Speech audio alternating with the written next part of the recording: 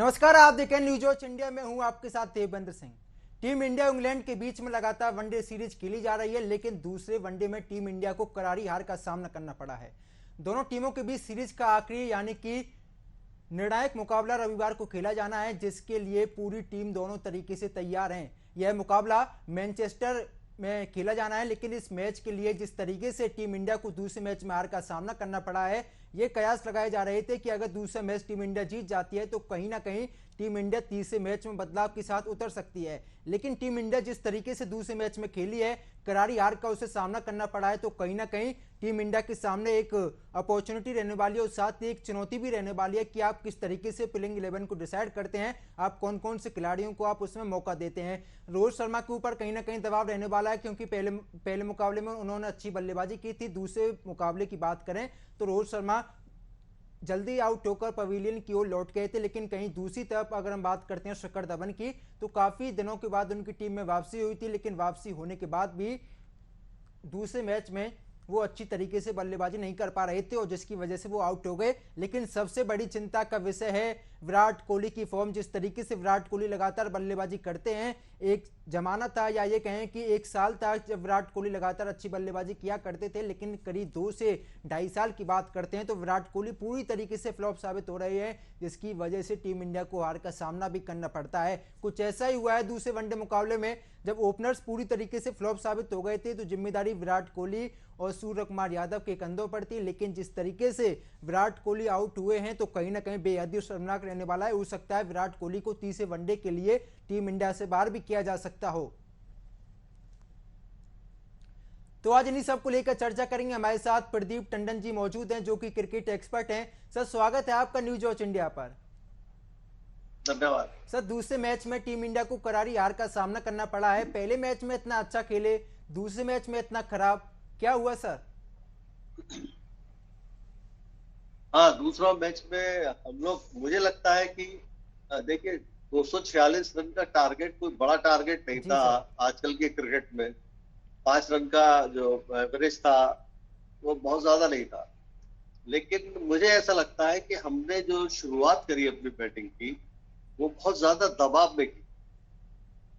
कई ओवर तक, 4 ओवरों तक हमारे बल्ले से भी कोई रन नहीं बना। जी जो रन थे वो एक्स्ट्राज आ रहे थे, बल्ले से कोई रन ही नहीं बना पाए थे। तो मुझे लगता है रोहित शर्मा और रोहित धवन और शिखर धवन दोनों ने ही अपने ऊपर बहुत ज्यादा प्रेशर ले लिया था। न जाने क्यों ये इतना स्लो शुरुआत कर रहे थे। जो टारगेट बड़ा नहीं था, वो दबाव के कारण क्या थे मुझे नहीं पता, लेकिन उस 4 ओवर तक आप बल्ले से रन ही नहीं बना पाते हैं। अपने ऊपर बॉलर को हावी के लिए रहे हैं आप। तो वहीं से शुरुआत बिगड़ती गई। फिर रोहित आउट हो गए, दबाव आ गया। कोहली इन फॉर्म है ही नहीं, तो कोहली को वो प्लेटफॉर्म नहीं मिला कि जहां से वो टेक ऑफ कर सकते थे। तो इस समय कोहली के लिए जरूरत इस बात की है कि जब वो खेलने आए तो 70-80 रन, 100 रन बोर्ड पे होने चाहिए, ताकि वो दबाव महसूस अपने ऊपर न करे और जी टीम फ्री। लेकिन अगर एक विकेट रोहित शर्मा जैसा खिलाड़ी का जल्दी गिर जाता है, तो स्वाभाविक रूप से जो आने वाला खिलाड़ी है वो दबाव में होगा। और विशेष तौर पे जो वो खिलाड़ी जो इस वक्त ऑलरेडी बहुत दबाव में है रन ना बनने की वजह से 2.5 साल से, तो वो तो दबाव में आ ही जाएगा। शायद इसी वजह से कोहली भी दबाव में आ गए। तो मुझे लगता है ये कहीं शिखर धवन और रोहित शर्मा की शुरुआत बहुत खराब थी इस मैच में। जी। तो जी। सर जी, दिक्कत इनको कहाँ पर हुई थी? क्योंकि जिस तरीके से आपने जिक्र किया कि ज्यादा बड़ा स्कोर इनके पास था नहीं, ऐसा नहीं है इनको 325 चेज करना हो, 330 करना हो। इनके पास एक मामूली सा स्कोर था 240। हालांकि क्रिकेट में होता है कि कोई भी स्कोर बड़ा नहीं होता है, कोई भी छोटा नहीं होता है, कभी भी कुछ भी हो सकता है। लेकिन चलिए ठीक है, रोहित शर्मा आउट हो जाते हैं, शिखर धवन आउट हो जाते हैं, विराट कोहली भी आउट हो जाते हैं। मध्य क्रम को क्या होता है? अगर आपके ऊपर के बल्लेबाज चल जाते हैं तो आपका मध्य क्रम चलता है, लेकिन अगर आपके वो रोहित शर्मा नहीं चले, शिखर धवन नहीं चले, विराट कोहली नहीं चले, तो मध्य क्रम पूरी तरीके से फ्लॉप साबित हुआ और नंबर 7 तक ये बल्लेबाजी थी हमारे पास। जी, बिल्कुल आपकी बात सही है, लेकिन यही सब हार के कारण है कि आपका कोई भी बल्लेबाज नहीं चला। दूसरी बात ये भी है कि जो टॉपले है उन्होंने बॉलिंग बहुत अच्छी की। इंग्लैंड के जो जी लेफ्ट आर्म फास्ट बॉलर है, मुझे उनकी बॉलिंग काफी पहले से इम्प्रेस किया है उन्होंने मुझे, क्योंकि उनके पास जो टप्पा है गेंद का, जो उनकी जो ट्रेजेक्ट्री है और जो स्विंग है उनके पास लेफ्ट आर्म के पास। देखिए लेफ्ट आर्म पेस बॉलर्स के अगेंस्ट हमारे जितने टॉप ऑर्डर बैट्समैन हैं वो पूरी तरीके से अच्छा नहीं खेल पाते हैं। अगर आप याद करें तो हमारे अफरीदी ने, शाहीन अफरीदी ने T20 वर्ल्ड कप में हमारा क्या हाल किया था। जी उन सर। 2 गेंदों ने हमें वर्ल्ड कप हरा दिया था। तो वो लेफ्ट आर्म के अगेंस्ट हम लोग शुरू से भी खेलते आ रहे हैं। हमें न्यूजीलैंड के फास्ट बॉलर जो अपने हैं जी बोल्ट हुए वो सर। परेशान करते हैं। जी हाँ, बोल्ट, ट्रेंट बोल्ट परेशान करते हैं। हमें ये शाहीन अफरीदी परेशान करते हैं। हमें टॉपले परेशान कर रहे हैं। तो वो हमारी ट्रेडिशनल वीकनेस है कि एक कि हमारे पास हम उन लेफ्ट आर्म मीडियम पेसर्स को बहुत बढ़िया नहीं खेल पाते हैं। उसकी वजह ये भी है कि हमारे पास इस समय भी आज की भी जो इंडियन टीम है उसमें कोई लेफ्ट आर्म मीडियम पेसर नहीं है बढ़िया। जी सर। जी तो सर कहीं ना कहीं आपको तो पता हमारे है। पास वो, जी सर एज ए कोच जी आप आपको भी बोलिए। पता है जब आप अंतर्राष्ट्रीय मुकाबले खेलते हैं तो आपको पता होना चाहिए आप किस तरीके से खेल पाते हैं। ठीक है, एक खिलाड़ी की कमजोरी हो सकती है कि आप लेफ्ट का जो बॉलर होता है आप उससे नहीं खेल पाते हैं। चलिए ठीक है, रोहित की कमजोरी हो सकती है, शिखर धवन की कमजोरी हो सकती है, विराट की हो सकती है, लेकिन ऐसा थोड़ी होता है कि आपकी पूरी की पूरी टीम जो होती है, जो आपके पूरे जो 11 खिलाड़ियों की बात करें, 11 खिलाड़ी आपके आउट हो जाते हैं। नहीं, बिल्कुल ठीक बात है। ये तो एक कारण मैंने बताया, जी लेकिन सर। ऐसा नहीं कि खाली एक यही कारण है जी सर। कि हम लोग मैच हार गए। ऐसा नहीं है। टीम को, पूरी की पूरी टीम को एक यूनिट की तरह खेलना पड़ेगा। अगर कोई टॉप ऑर्डर हमारा फ्लॉप हो भी रहा है, हर मैच में टॉप ऑर्डर रन बनाए ना, तो ये संभव है और ना ही ये टीम के लिए भी अच्छा है जी कि अगर अगर हर बार हमारे 3 टॉप प्लेयर रन बनाएंगे, नीचे वालों को टेस्ट करने का समय ही नहीं मिलेगा, तो ये तो एक सिचुएशन बहुत खराब हो जाने वाली है। तो ये एक मौका ये भी था, जैसे कि आप कह रहे हैं, सही है बात बिल्कुल, कि हमारे जो लोअर ऑर्डर है उसको मौका तो मिला था, मिडिल ऑर्डर लोअर ऑर्डर को, कि टॉप ऑर्डर फ्लॉप हो रहा है तो अब आप कुछ करके दिखाइए। जी सर। आपको प्रैक्टिस का और परफॉर्मेंस का दोनों का मौका मिल रहा है, लेकिन उन लोगों ने बहुत निराश किया। और मुझे नहीं लगता कि ये एक अच्छा सिग्नल है आगे आने वाले वर्ल्ड कप के लिए। जी सर, देखिए रविंद्र जडेजा की बात करते हैं सर, हार्दिक पांड्या की बात करते हैं, एज ए ऑलराउंडर इनको खिलाया जाता है। इन्होंने अच्छी बल्लेबाजी की, नो डाउट, इनको मतलब जितना मौका मिला इन्होंने 30 रन भी मारे, किसी ने 25 मारे, लेकिन सबसे बड़ा सवाल वही सूर्य कुमार यादव को यहाँ पर मौके दिए जाते हैं। ऋषभ पंत के पास एक अच्छी अपॉर्चुनिटी थी कि वो तेजी से रन बनाए, तेजी से भी नहीं बना पाते हैं, तो आपके पास इतना इतना अच्छा मौका था कि आप पहले आराम से जाएं, वहां पर आराम से बल्लेबाजी करें, उसके बाद आप हिट करने जाएं। लेकिन ऋषभ पंत पूरी तरीके से फ्लॉप साबित हुए हैं, उनके बल्ले पर भी बॉल नहीं आ रही थी। सबसे बड़ी बात तो ये है। बिल्कुल ठीक कह रहे हैं आप। जब टेस्ट मैच हुआ हमारा, उसके बाद से पूरे 5 मैचेस हो चुके हैं और ऋषभ पंत को गेंद नहीं समझ में आ रही। जी सर। तो ये मेरे ख्याल में ये अच्छी स्थिति नहीं है।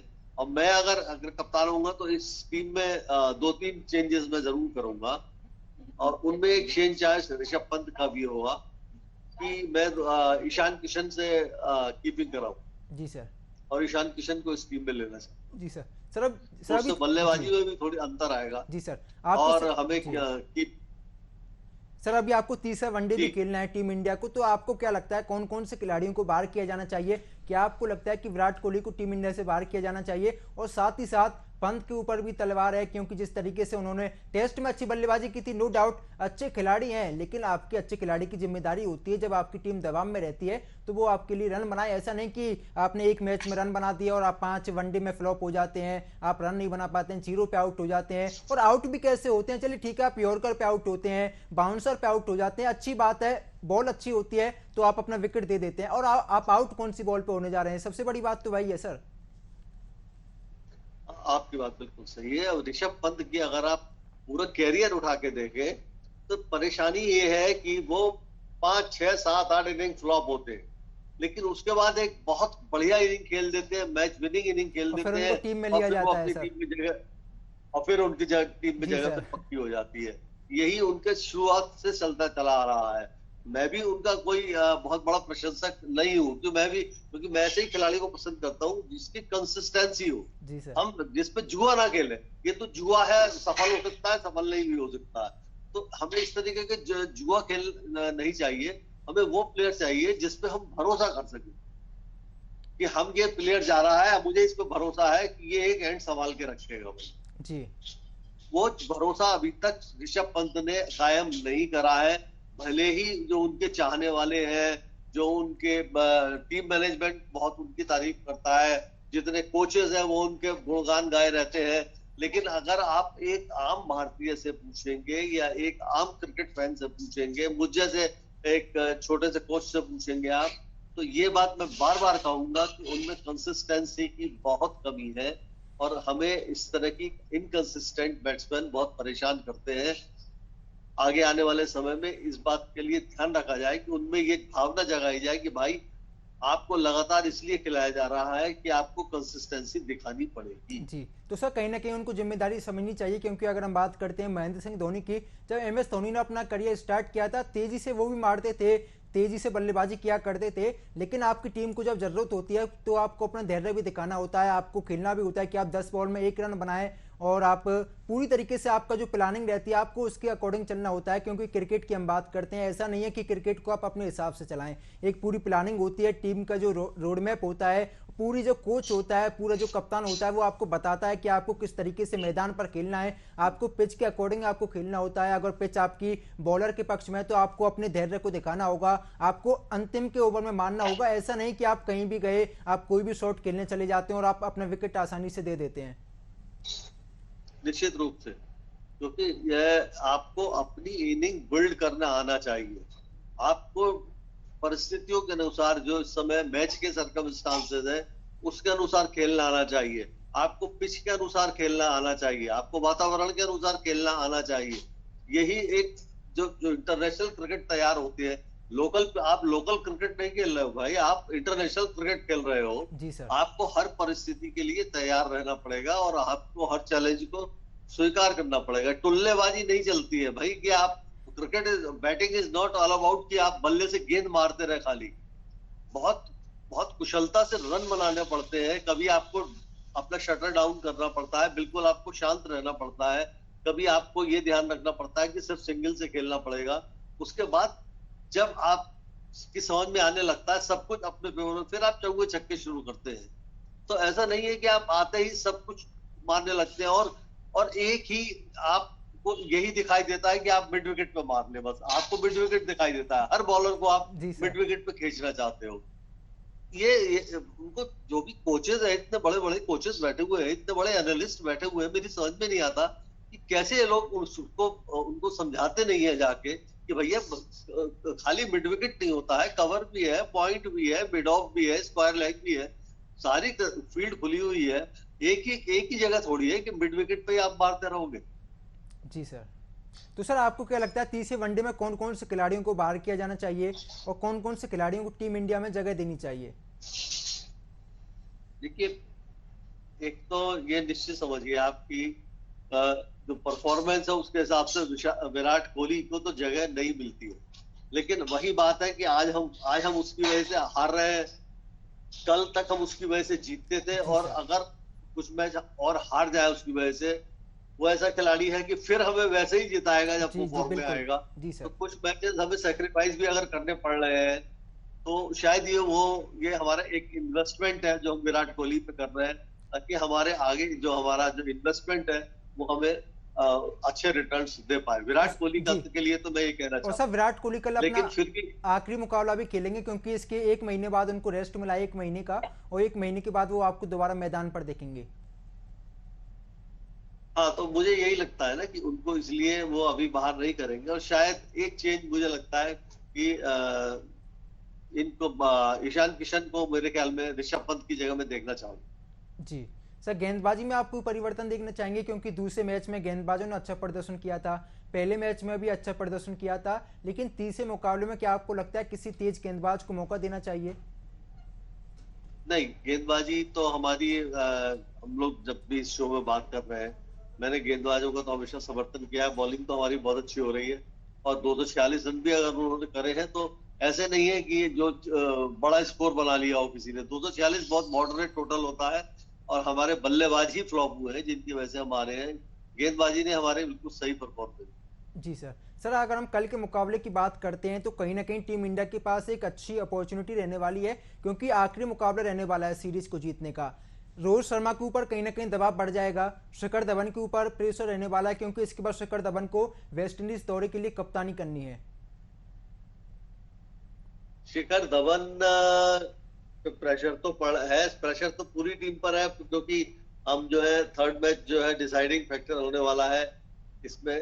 तो और ये आपने सही कहा कि शिखर धवन कप्तानी है, तो शिखर अदरवाइज अगर वो कप्तान की हैसियत से अगर उनको अगला दौरा नहीं करना होता तो शायद वो भी बाहर बैठते थर्ड वनडे, क्योंकि उनकी परफॉर्मेंस भी बहुत ज्यादा सेटिस्फाइंग नहीं है। पहले मैच में भी वो जो उन्होंने बैटिंग करी है वो बहुत स्लो करी है, बहुत अपने आप के लिए खेलते रहे, उस समय जो उनकी जरूरत नहीं थी तो इसलिए किसी ने वो देखा नहीं, उस पर गौर नहीं किया, सवाल नहीं करे थी उससे। लेकिन अब इस मैच में तो आपने जी सर सवाल वही खड़ा होता है, आखिर बीसीसीआई को ऐसी कौन सी जरूरत है कि आपने लगातार आप अपने कप्तान को बदल रहे हैं, कभी आप विराट को बना देते हैं, कभी पंत, कभी पंड्या, कभी बुमराह, कभी शिखर धवन।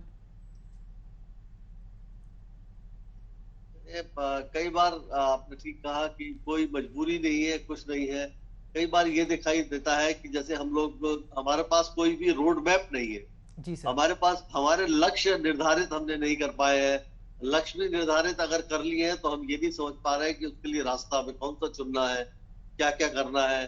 बड़ा हैफेजर्ड चल रहा है सब कुछ, जैसा कि आप कह रहे हैं, इधर उधर फैला हुआ, ये अब ये कर लो, अब ये कर लो, अब ये कर लो, ऐसी स्थिति बनी हुई है और ये बिल्कुल समझ से परे है। जी सर, कहीं ना कहीं इसका टी20 वर्ल्ड कप में भी टीम इंडिया को नुकसान साबित हो सकता है, क्योंकि अभी हमारी पूरी जो टीम है, अभी हमें ये नहीं पता कि कौन से हमारे 15 खिलाड़ी जाने वाले हैं। हमने सोच लिया ठीक है, अगर हमारे पास 3 ओपनर हैं, रोहित हैं, शिखर हैं, आपके पास केएल राहुल हैं और आपके पास पंत को आप मौका दे सकते हैं, विराट कोहली से भी आप ओपनिंग करा सकते हैं, अगर कोई नहीं मिलता है तो आप ईशान किशन को मौका दे सकते हैं। तीसरे नंबर की बात करते हैं, दीपक हुड्डा है आपके पास, विराट कोहली है आपके पास, कोई नहीं मिलता है तो आप सूर्य कुमार यादव को तीसरे नंबर पर खिला देते हैं। आप अगर चौथे स्थान की बात करते हैं, सूर्य कुमार यादव है आपके पास, कोई नहीं मिलता है तो आप हार्दिक पांड्या को खिला देते हैं। जो आपकी पूरी टीम तैयार रहती है, अगर हम और देशों की बात करते हैं, न्यूजीलैंड की बात करें, ऑस्ट्रेलिया की बात करें, पाकिस्तान की बात करें, उनके पास एक अच्छी टीम है। ऐसा नहीं टीम अच्छी हमारे पास नहीं है, लेकिन जो हमारी जो पूरा जो रोड मैप तैयार होना चाहिए हमारी टीम का कि वर्ल्ड कप के लिए हमारी ये टीम जाने वाली है,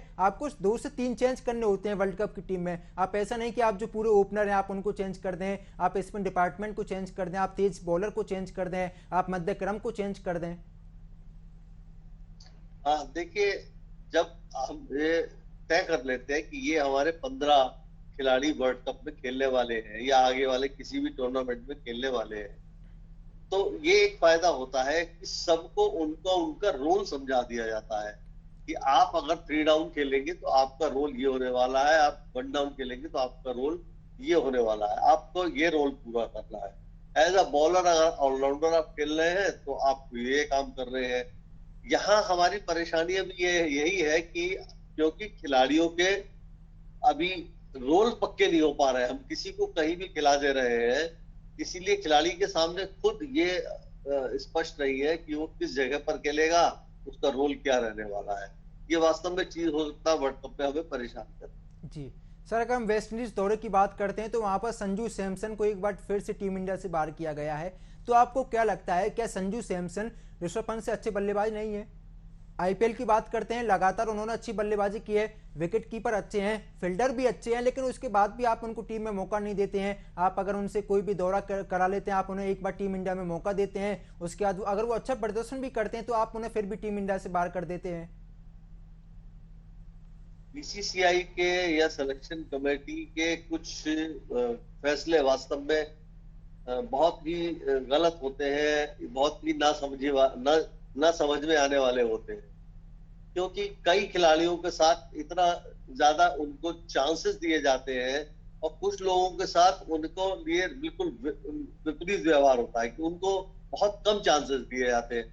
मतलब पहले वाले को तो तब तक खिलाएंगे जब तक कि वो परफॉर्मेंस ना दे दे, जैसा कि ऋषभ पंत के साथ जी बिल्कुल, हम उसे तब तक खिलाते रहेंगे जब तक वो परफॉर्मेंस ना दे, और दूसरे वाले को हम तब तक खिलाएंगे जब ये मौका देखेंगे कि कैसे इसको बाहर करें, ये परफॉर्मेंस ना दे और इसे बाहर करें। जी सर, तो ये डबल स्टैंडर्ड कई खिलाड़ियों के साथ पहले भी होता रहा है और आज आपके सामने ही है, प्रत्यक्ष को प्रमाण की कोई आवश्यकता। जी से बिल्कुल सही कहा, क्योंकि जिस तरीके से पंत को लगातार मौके दिए जाते हैं तो कहीं ना कहीं एक सवालिया निशान भी खड़ा होता है। अच्छी बात है कि एक बड़ा खिलाड़ी तैयार हो जाता है, लेकिन आप युवा खिलाड़ियों को आप ऐसा नहीं कि आप उनको मौका नहीं देते हैं। बहुत बहुत शुक्रिया सर आपका हमारे साथ जुड़ने के लिए।